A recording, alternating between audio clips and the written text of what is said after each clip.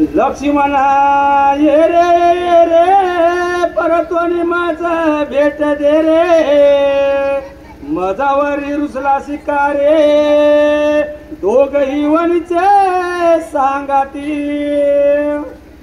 मनोजे मर्ततुल्य वेगम जितेंद्रियं बुद्धिमता वरिष्ठम वातात्मवनरितमुख्यं श्रीरामदूतं शरणं प्रपदे शान्ताकारं भुजगशयनं पद्मनाभं सुरेशं विश्वाधारं गगनसदृशं मेघवर्णं शुभांगं लक्ष्मीकान्तं कमलनयनं योगीभिर्ध्यानगम्यं वन्दे विष्णुभोवरं सर्वलोकैकनाथं गौरीपुत्र गजानन कौशल्यपुत्र रघुनंदन अंजनी पुत्र हनुमंतरायाच्या चरणी नतमस्तक होऊन तुम्ही मायबापाच्या चरणी नतमस्तक होऊन कथेला सुरुवात.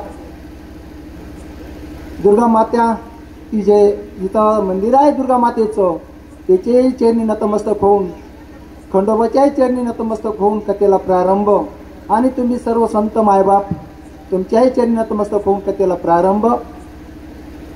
कथा प्रसंग आहे लक्ष्मण शक्तीचा आणि लक्ष्मणाला शक्ती लागलेली आहे.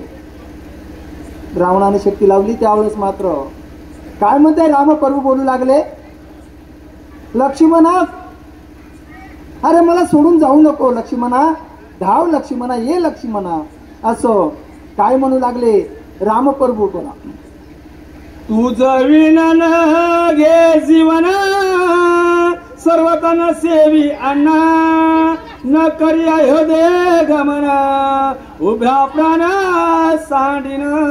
हे लक्ष्मणा तुझ्याशिवाय मी अन्नालाही स्पर्श करणार नाही हात लावणार नाही. तुझ्याशिवाय मी जेवणार नाही बसणार नाही बोलणार नाही काहीच करणार नाही. माझा उभ्याच काय करील मी माझा प्राण त्याग करील असं रामप्रभू व्याकुळ होऊन व्यवस्थित काय होऊ लागले लक्ष्मणाला बोलू लागले. सीता ना लगे माझं सर्वथा काय तोंड दाखवत्या भरता काय उत्तर देऊ तिघी माता बंधू सर्वता अंतरला बंधू सर्वता अंतरला. मायबाप विचार करा काय भावाभावाचं प्रेम असेल काय जिव्हाळा असेल की विचार करा. अरे मला सीता सुद्धा काय कमी आहे आणि राम प्रभू म्हणू लागले तुम्ही आम्ही मायबाप म्हणतो पत्नी झाले की सर्वस्व मायबापाला सोडून देतो पण रामायण आपल्याला शिकवत आहे बंधू प्रेम काय बहीण भावजाई काय आई काय. जर लक्ष्मणा तू जर माझ्याशी नाही बोलला ना तर मी सीताच काय माझी आई सुद्धा काय करील प्राण त्याग करील आणि मी सुद्धा अन्नाला स्पर्श करणार नाही असं माझे रामप्रभू बोलू लागले. जगाचा मालक आहे जगाच्या मालकाला कळत नाही का काय झालं आणि काय नाही. पण तुम्हा आम्हासाठी मायबाप तुम्हाला आम्हाला सांगण्यासाठी रामप्रभूनं हे अवतार धारण केलेला आहे. यदा यदा हि धर्मस्य ग्लानिर्भवति भारत अभुस्थानम सुजाम्यहं पैत्रणाय साधूनाम. ज्या ज्या वेळेस धर्मावर संकट येते ज्या ज्या वेळेस प्रजेवर संकट येते त्यावेळेस साधू संतावर ज्यावेळेस संकट येते ना मायबाप त्यावेळेस देव काय होतात तो अवतीर्ण होतात आणि अवतार कार्य आपलं संपवतात. त्यावेळेस मात्र लक्ष्मणाला शक्ती लागली आणि शक्ती लागल्याच्या नंतर धाय मोकलून मला जगाचा बाप रडू लागलेला आहे. शत्रुंगन माझा पुसेला जेव्हा काय मी मुख दाऊ तेव्हा गेला सर्व सुखाचा ओलावा जेवी जीवा आकांत जेवी जीवा आकांत. लक्ष्मणा अरे ज्यावेळेस माझा भरत आहे ना त्यावेळेस मला विचारील प्रश्न टाकेल माझा लक्ष्मण कुठे आहे त्यावेळेस मी काय तोंड दाखवू. त्यावेळेस माझ्या जीवाचा ओलावा जीव या शरीरातला आत्माच म्हणजे कोण आहे तर लक्ष्मणा तू आहेस. वनवास फक्त रामप्रभूला होता मायबाप लक्ष्मणाला नव्हता. तरी भावाचं प्रेम बंधू स्नेह त्यावेळेस लक्ष्मण रामप्रभू सोबत आले आणि आल्याच्या नंतर लक्ष्मणाचं संरक्षण करण्याचं दायित्व त्या रामप्रभूवर आहे आणि त्यावेळेस जर लक्ष्मणाला काय जर झालं तर माझ्या जीवाचा ओलावा गेला, माझा प्राण गेल्यासारखा वाटतंय. मग बोलू कोणाला, सांगू कोणाला, काय सांगू आहे तिथल्या प्रजेला. त्यावेळेस इतका आटासानो राम प्रभू गाय मोकलून रडू लागलेले. म्हणून घातली लोळणी अंग टाकिले धरणे, नक्षी म्हणे मोकलिले रणी, कोण शिराने जिन्याची. त्यावेळेस मात्र राम प्रभून लक्ष्मणाला बघितला, शक्ती लागलेली, पृथ्वीवर शरीर टाकून दिलं आणि टाकून दिल्याच्या नंतर जगण्याची आस संपून गेली. आस संपून गेल्याच्या नंतर पुन्हा रामप्रभू काय बोलता तो, वक्षस्थळ पिटी हाते डोळी पिटी धरणी ते, विकळ जाता सर्व सामर्थ्ये भूषण तेथे धरिले. मायबाप ऐका काय प्रसंग आहे.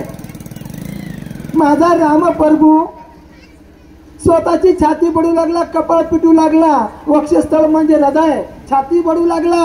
आणि त्यावेळेस मात्र काही सुचना गेलं माझ्या रामप्रभूला. धरणीवर पडलेला तो लक्ष्मण आहे, स्वतः रामप्रभूही धरणीवर कोसळले पृथ्वीवर. आणि अरे या जगाची सृष्टीचा करता धरता मालक इतका वेळ झाला असेल तर तुम्ही आम्ही होणं याच्यामध्ये काय नेवल आहे असं नातराय सांगू लागले. महामेरू कडाडिता कि धैर्याचा स्तंभ पडता, कि तारू समुद्री बुडता, झाला राखता सुशेन, झाला राखता सुशेन. त्यावेळेस एखादा पर्वत आहे पडतंय, एखादा सागर आहे त्याच्यात कोणी बुडतंय तर त्याला वर काढण्याचं काम ह्या जगाच्या मालकाचं रामप्रभूचं आहे. आणि तेच कार्य हे सुशेना, अरे माझा भाऊ पडलाय रे समोर.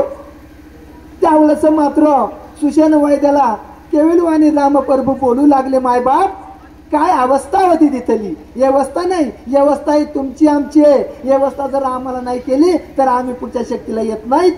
पण त्या जगाचा मालक आहे त्याची काय अवस्था झाली असेल याचाही विचार करावा लागला आपल्याला. बोला. मरतया अमृत पाना की दुकारिया मिष्टाना, की आवक्षणी घरचे गणा, जेवी वचन सुशनाचे, जेवी वचन सुशनाचे.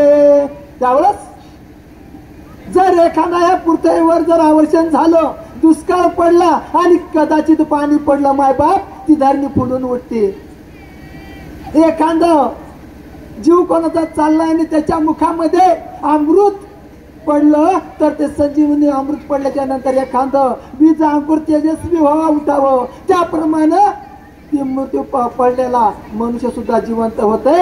अरे सुशेना, इथं माझा कोण पडलेला आहे, लक्ष्मण पडलाय, माझा जीव आहे, प्राण आहे, आणि ते पडल्याच्या नंतर मला व्याकुळ अवस्था झालेली आहे असं बोलल्याच्या नंतर काय बोलतात, ऐके स्वामी रघुनंदन तू सर्वता पै सावधाना, बंधू बंधू कवले वासना जाना, जणी मना धरितोसी, जणी मना धरितोसी.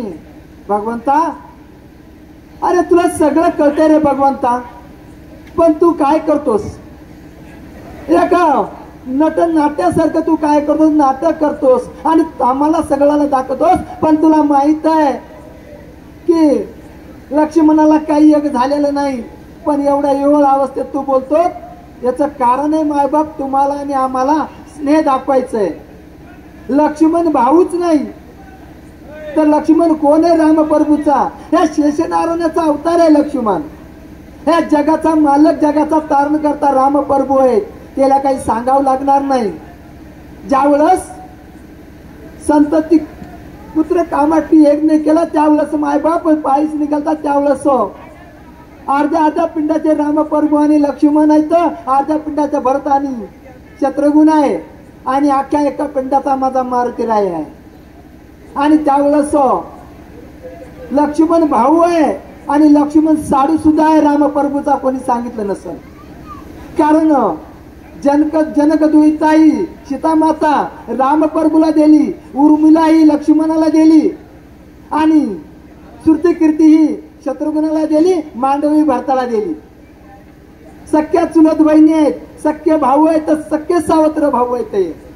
आणि त्यावेळेस मात्र सर्व हे जे झालेलं कार्य आहे त्यावेळेस प्रत्येकाला विचार करण्यासारखी गोष्ट आहे की रामप्रभूला सुषेणवैद्य म्हणू लागला, भगवंता तुम्हाला सर्व काय कळतंय, मात्र हे कशासाठी, त्यावेळेस काय बोलता सांगा. उभा रावणीच्या मुखासी चिंतेचे पान हृदय घेसी, तेने अत्यंत दुखी होसी, ऐसे मानसी न धरावे.